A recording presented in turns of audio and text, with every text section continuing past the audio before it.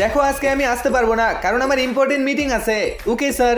তো প্রথমে বলো তুমি কাজ কি করো? আমি বলছি, দেখো আমি একটা সোলজার। ইয়ার আমাদের তো সবকিছু মিলে যাচ্ছে। ঠিক আছে, আমার নাম পিয়া আর তোমার? আমার নাম রাজু। তোমার সঙ্গে দেখা করে ভালো লাগলো।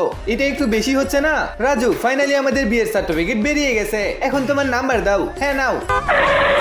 আরে এই পিয়ুষ এখন কেন আসলো? রাজু স্যার, এই যে আপনার গাড়ি রেডি। আরে এই ছেলে সব কি বলছে? রাজু, এই গাড়ি তোমার? ইয়ার পিয়াকে কি বলি? পিয়া, আমি চাকরি পাওয়ার আগে গাড়ির ড্রাইভার ছিলাম। দেখো আমি ভালো চাকরি পেয়েছি, এখন ড্রাইভার হবো না, তুমি অন্য কাউকে খুঁজো। আরে ইয়ার, একেও এখনই আসতে হলো। রাজু স্যার, আপনার হেলিকপ্টার রেডি। আরে পিয়া, এটাও আমার না। হ্যাঁ হ্যাঁ আমি জানি, তুমি চাকরির আগে এটারও পাইলট ছিলে। আর তুমি, হ্যাঁ তোমারও শরম নেই, চলে এসেছো এর কাছে। যাও যাও। আচ্ছা রাজু, আমি যাচ্ছি, বাসায় দেখা করবো। ঠিক আছে পিয়া, ভালোভাবে যেও।